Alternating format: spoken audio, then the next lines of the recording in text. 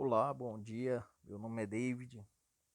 Quero iniciar aqui essa semana de estudo da Palavra de Deus, esse curso teológico, e nós iremos aprender muitas coisas da Palavra de Deus. Então, você que é aqui do canal, meu canal, estamos nessa semana de série de estudos da Palavra de Deus, no qual nós iremos crescer e evoluir no conhecimento bíblico da palavra de Deus. Tá ok? Então, você que não é inscrito no canal, se inscreva no canal, compartilhe esse vídeo, ajude o canal a crescer, divulgue, comente, aí curta, deixe seu like e não deixe de se inscrever, tá ok? Então, hoje nós iremos ver o que nós iremos estudar, né, durante toda essa semana de aulas aqui gratuitas no YouTube, e você também vai encontrar na minha página do Facebook, tá ok? Então, durante essa semana nós iremos aprender sobre o primeiro dia, né? A Bíblia, a fonte da verdade. A Bíblia, a fonte da verdade. Segundo dia, a importância do hábito de ler a Bíblia. Terceiro dia, como interpretar a Bíblia. Quarto dia, regras gerais da exegese bíblica. Quinto dia, crescer na graça e no conhecimento. O sexto, somente as escrituras, ou sola scriptura, né? E o sétimo dia, por todo mundo em todas as nações. E basicamente, esse é os 7 conteúdos programáticos que eu separei cuidadosamente. Nós iremos estudar aqui, você vai ter todo o material gratuito aqui, disponível em slide. E se você também tiver interesse em ter acesso ao slide da apresentação da aula, né, você pode entrar em contato aí através dos meios que eu estarei disponibilizando, tá ok?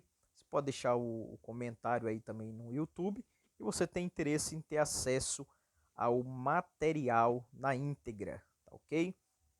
Hoje nós iremos iniciar o primeiro dia falando sobre a Bíblia, a fonte da verdade. Bom, nós iremos entender algo muito importante. Você que talvez é iniciante, em busca de curso de teologia, não sabe por onde começar a estudar, teologia avançada, um curso básico. É bom você entender esse curso, tá ok? Ele vai te ajudar você, essa semana da evolução, vai te ajudar você a ter um conhecimento, né, e você evoluir para o conhecimento das Escrituras Sagradas, tá ok? Então, não é à toa que eu separei cuidadosamente cada item, cada material de cada dia que nós iremos estudar. Então, hoje, você pode pegar uma caneta, um papel aí, anotar. O vídeo vai estar gravado, disponível no YouTube aqui.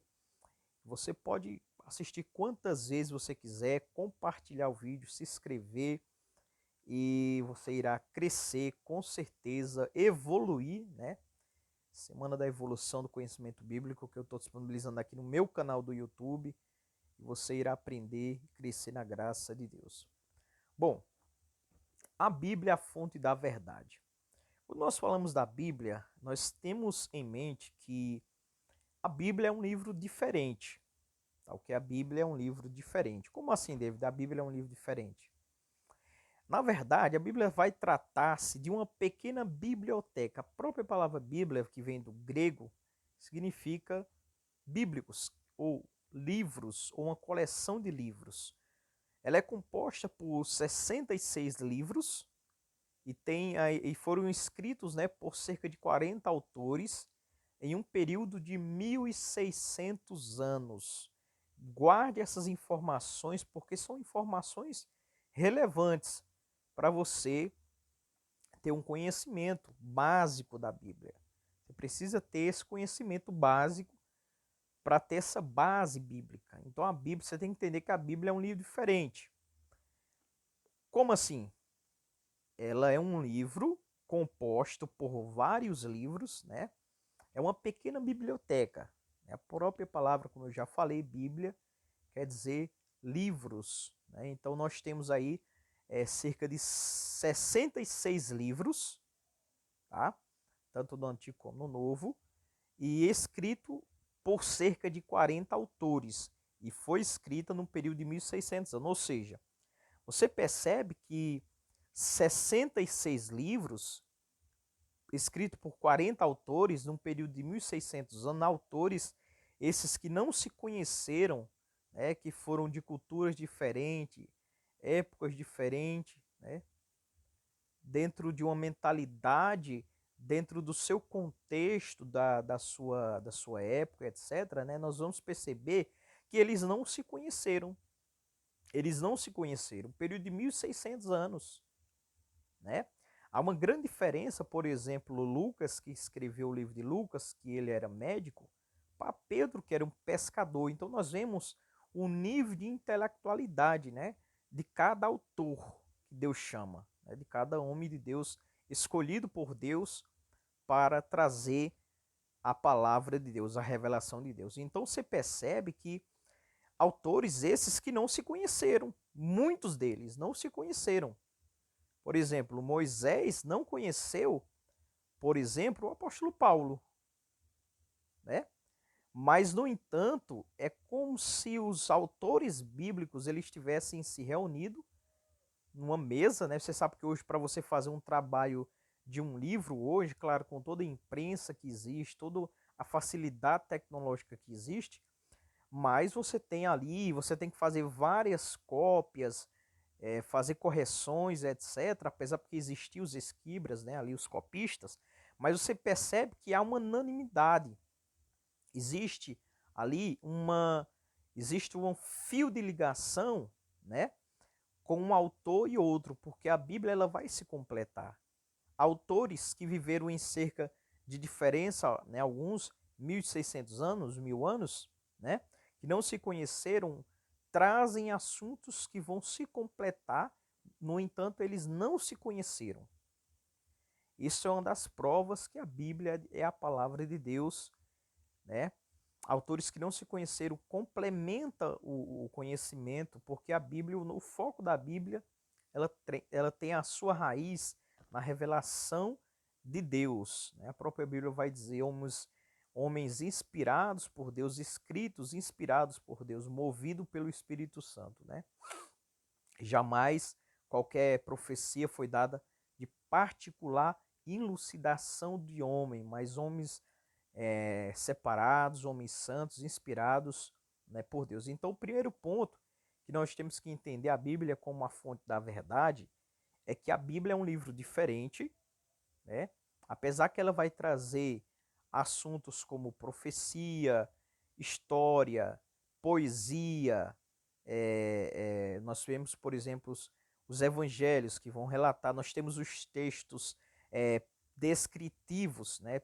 Textos prescritivos. Né? O que é um texto descritivo, David? Um texto descritivo é um texto que está descrevendo relatos, como ocorreram, onde ocorreram e por que ocorreram. Exemplo, o livro de Atos Apóstolos, os evangelhos. E existem os textos prescritivos, né, que são, está prescrevendo algo, que são as cartas paulinas, né, ou as cartas universais, conhecidas como a carta de Pedro e etc. Né? Então, por exemplo, as cartas de Paulo nós temos como textos prescritivos, é um prescrevendo. Paulo prescrevia para a igreja do Senhor Jesus, né? Então, nós temos que ter em mente também essa separação. Esses livros poéticos, como os livros de cânticos, os salmos eram cânticos, né?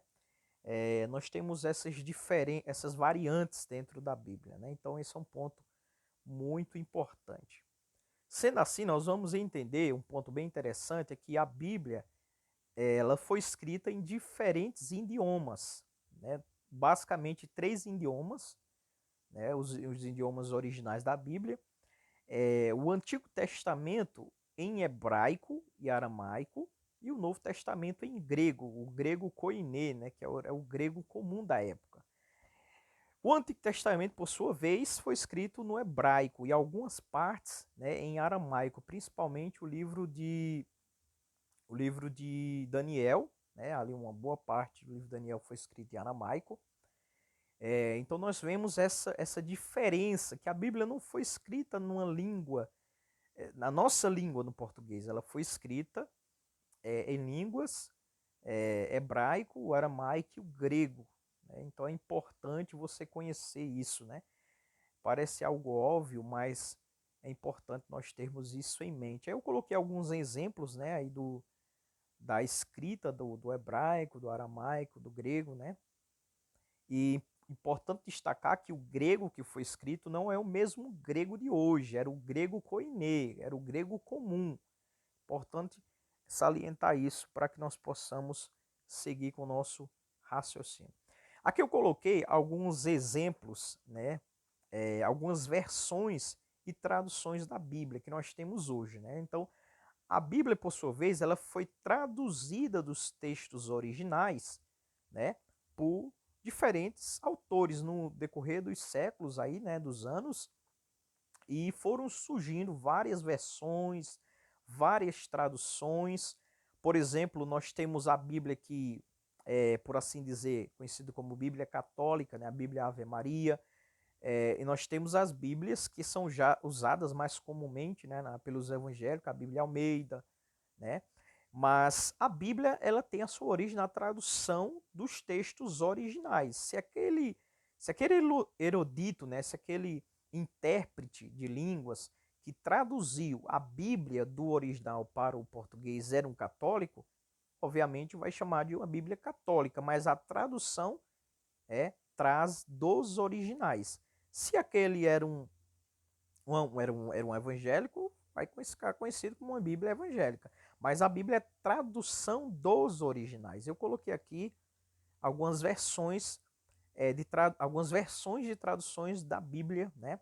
Nós temos pelo menos 12 traduções que eu coloquei aqui, né? Nós temos a nova versão internacional, a NVI, nós temos a tradução da linguagem de hoje, né? A NTLH, nós temos a Bíblia King James, de 1611, a Almeida Revista Atualizada, a Almeida Revista e Corrigida, a Bíblia A Mensagem, a nova versão transformadora, uma Bíblia muito boa, a NVT, a nova Bíblia Viva, também muito boa. Nós temos a nova Almeida Atualizada, eu tenho essa Bíblia muito boa também. Nós temos a Almeida Século XXI, a Tradução Brasileira, e nós temos a Almeida Corrigida e Fiel. Então, basicamente, tem outras? Tem, mas eu destaquei essas 12 aqui para que a gente possa ter uma ideia das diversas variantes de Bíblias, de traduções, de versões diferentes de Bíblias que nós temos hoje. Então, por isso, meu amigo, a fonte da Bíblia, a palavra de Deus, que é a fonte da verdade, você tem aí um lema, né? Você tem um leque aí de versões, de traduções, para que você possa pesquisar, né? Porque uma versão vai trazer uma linguagem diferente da outra, não alterando o texto. É isso que a gente vai seguir no raciocínio nos próximos slides. Então tá aí uma lista, né, de todas não, uma boa parte das versões, né, e traduções da Bíblia. Por exemplo, nós temos aqui, eu coloquei aqui o texto de Gênesis, capítulo 1, versículo 1 ao 2, trazendo na NVI, né, na nova versão internacional, e nós temos na NTLH, que é na linguagem de hoje. Então, por exemplo, você ter uma ideia da diferença, né? Na Gênesis capítulo 1, versículo do 1 ao 2, na NVI, que é a nova versão transformadora, diz o texto, né? No princípio Deus criou os céus e a terra, era a terra sem forma e vazia, trevas cobriam a face do abismo, e o Espírito de Deus se movia sobre a face das águas. Essa é a versão, a NVI, né? Nós vemos aqui na tradução da linguagem de hoje, da seguinte forma: no começo criou os céus e no começo Deus criou os céus e a terra era um vazio, sem nenhum ser vivente, e estava coberta por um mar profundo. A escuridão cobria o mar, e o Espírito de Deus se movia por cima da água, né? Então nós vemos uma pequena exposição diferente, a versão muda, né? Não muda o princípio que está por trás, mas a linguagem, a forma de colocar o texto fica mais, no caso, mais claro, né? Numa versão trazendo para a linguagem de hoje, né? É importante a gente ver. Por isso que é muito importante você quer ser um pesquisador da Bíblia, conhecer, ter uma apuração, uma interpretação mais coerente, biblicamente falando, né?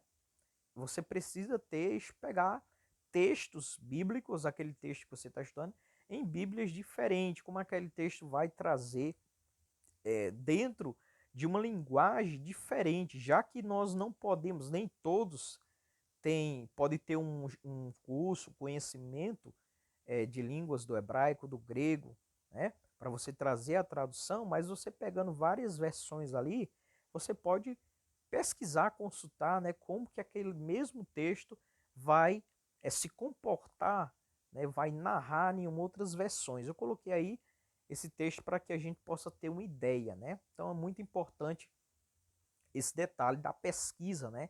Você tem um lema, aí você tem um leque, né, de várias versões, como eu já falei, para você ter fazer essas pesquisas em vários textos que você pode trazer. É importante destacar também que existem os métodos de tradução da Bíblia, né? Nós temos, por exemplo, o texto crítico e o texto majoritário, né? O texto crítico e o texto majoritário.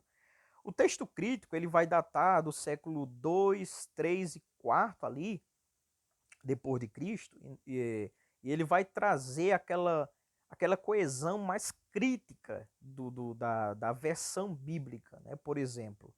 Então são textos bem mais antigos, né? O texto majoritário já é um texto que vai trazer uma linguagem mais como um texto, a Bíblia é a linguagem de hoje, né? Então existe essa diferença. Então você precisa ter em mente qual versão você tá estudando sobre algo, né? Você quer pesquisar aquele assunto, aquele determinado assunto, qual texto vai se encaixar melhor, vai ser mais coerente para o seu estudo, né? O texto crítico ou o texto majoritário? Então depende do sentido. Se for uma aplicação mais devocional para a igreja, claro, o texto majoritário, né? A Bíblia Almeida, vai ser mais fácil para você expor o texto, etc. Se for uma pesquisa, um estudo mais aprofundado, o texto crítico, existem várias versões aí, você vai poder estar se utilizando desses dois métodos que é colocado, né, como tradução, os textos críticos e os textos majoritários. João capítulo 17, versículo 17, é um texto que eu quero destacar aqui. Até agora eu não tinha citado nenhum texto da Bíblia, mas, aliás, citei, mas dentro do aspecto do assunto aqui, é o texto de João capítulo 17, versículo 17. Jesus, ele disse o seguinte: santifica-os na verdade, a tua palavra é a verdade. Queridos, a base da verdade para comprovação, para estudo e pesquisa científica, eu coloquei essa foto aí, nós temos, por exemplo, um microscópio, né, quando vai se fazer uma pesquisa para conhecer aquilo que está oculto, né, dentro da microbiologia, aqueles materiais, aqueles organismos que não podem ser vistos e são pesquisados através de um microscópio, nós percebemos que a Bíblia ela é a fonte da verdade.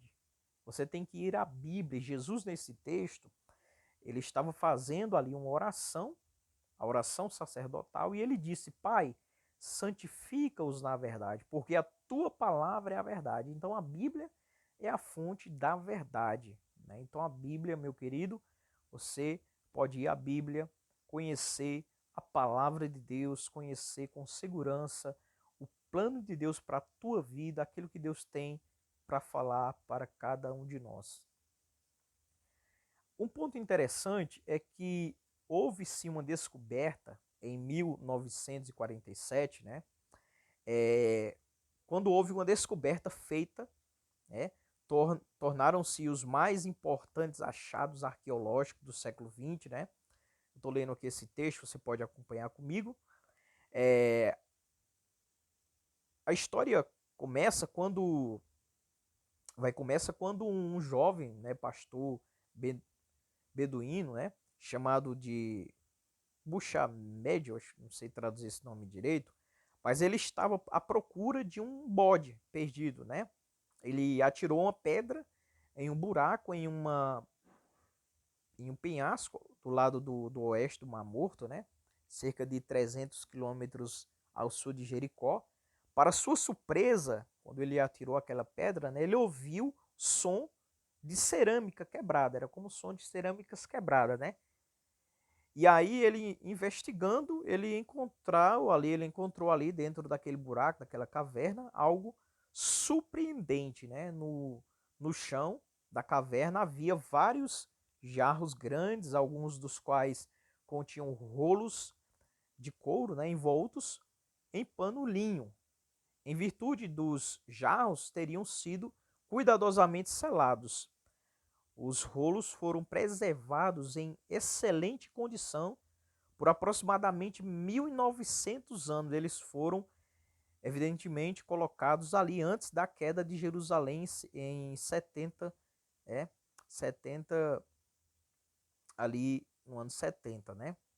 Então nós vamos perceber que houve essa grande descoberta, né, dos manuscritos do Mar Morto, quando até essa descoberta em Qumran, que datava do terceiro século, né, ao primeiro século, os mais antigos manuscritos do Antigo Testamento eram um fragmento de Deuteronômio capítulo 6, versículo 4, né, o papiro de Nash, datado do primeiro século, um dos poucos fragmentos bíblicos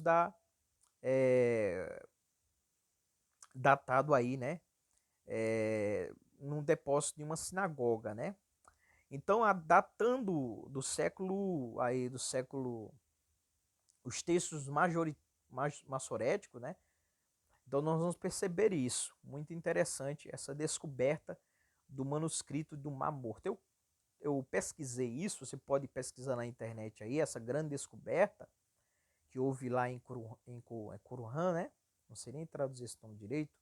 O nome houve essa descoberta lá em Qumran, né? E nós vamos perceber que os mais manuscritos hebraico completo do Antigo Testamento, né?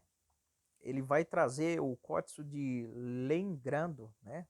Leningrado, datado da primeira década do século I, né? A grande importância dos manuscritos do Mar Morto é, portanto, o fato que os mais antigos manuscritos datam apenas cerca de 200 anos depois que o último livro do Antigo Testamento foram completado, né? Então, graças aos manuscritos do Mar Morto, nós temos agora manuscritos completos de textos hebraicos do livro, por exemplo, de Isaías, e fragmentos da maioria dos outros livros bíblicos que são mais do que 1000 anos mais antigos do que os manuscritos que existem previamente conhecidos, né? O significado dessa descoberta tem a ver com a precisão em detalhes do manuscrito de Isaías, cerca de 1025, né? Como o texto massorético em Isaías, 1000 anos de diferença, demonstrando a precisão e comum dos copistas da escritura durante um período de 1000 anos, quando o texto massorético for comparado com os textos de Qumran, descobriu-se serem serem quase idênticos, né? Então, esse é um ponto muito importante, a descoberta dos manuscritos do Mar Morto, né? Que houve aquele beduíno, né?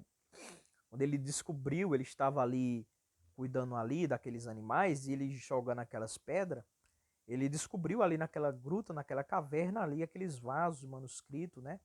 De pergaminhos, rolos, como do livro de Isaías, que houve essa grande descoberta. E quando se foi fazer aquela pesquisa científica, descobriram, né, que foram comparados com os textos de Corão, descobriu-se que eles eram quase idênticos. Então, mostrando aí a veracidade do texto bíblico, que até então nós temos aí textos bem mais comparado aos textos da descoberta do Mar Morto, né? Textos mais antigos. Então, queria trazer esse relato histórico que aconteceu, a descoberta dos manuscritos do Mar Morto, né? Que traz uma grande evidência que a Bíblia é a fonte da verdade. Pessoal, a aula vai até aqui, tá certo? Tem outros materiais para a gente ler aqui, eu vou continuar lendo, né? Mas ainda que as duas cópias de Isaías descobertas na caverna, né, um de Corã, próximo do Mar Morto, em 1947, fosse milhares de anos anteriores aos mais antigos manuscritos previamente conhecidos, datados de 980, né, provaram palavras por palavra que ser idênticos a nossa Bíblia hebraica, padrão em mais de 95% do texto, né? Os 5% de variação consistem principalmente de deslizes óbvios de escrita e variações ortográficas, né? Mesmo aqueles fragmentos do Mar Morto, de Deuteronômio e Samuel, que apontam a uma diferença familiar de manuscrito na qual o nosso texto hebraico recebido se baseia, não indicam quaisquer referência em doutrina ou ensino, eles não afetam a mensagem da revelação em ponto algum, né? Então nós temos essa grande descoberta aí, que é muito importante para a teologia, para a crítica textual, né? Podemos, portanto, saber que nosso presente texto do Antigo Testamento, baseado no texto massorético, é praticamente idêntico com o texto hebraico em uso na época de Jesus. Não há, portanto, razões para duvidar que os autores do Antigo Testamento escreveram substancialmente o mesmo que temos em nossas Bíblias de hoje. Em outros escrito antigo comparado com o Antigo Testamento tem sido transmitido tão precisamente, principalmente pelo fato dos escribas judeus e os massoretas, né, tratarem a palavra de Deus com a mais profunda reverência que se possa imaginar. Eles desenvolveram um complicado sistema de contagem dos versos, palavras e letras do texto como salvaguarda, né, contra quaisquer deslizes dos escribas.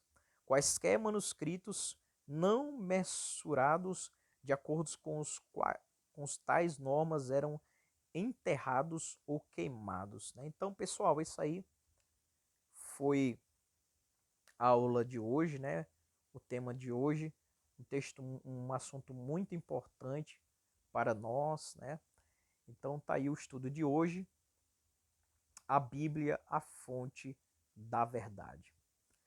Espero que você tenha gostado, curta o vídeo, compartilhe, deixe os seus comentários aí, tá ok?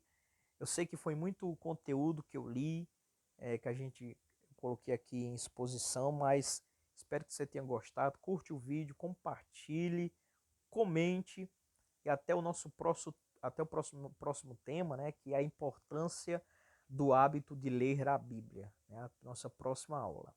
Então fique aí, compartilhe o vídeo, espero que você tenha gostado, comente, compartilhe, divulgue e até o nosso próximo encontro aqui no YouTube e até lá. Deus abençoe você e vamos crescer na graça e no conhecimento.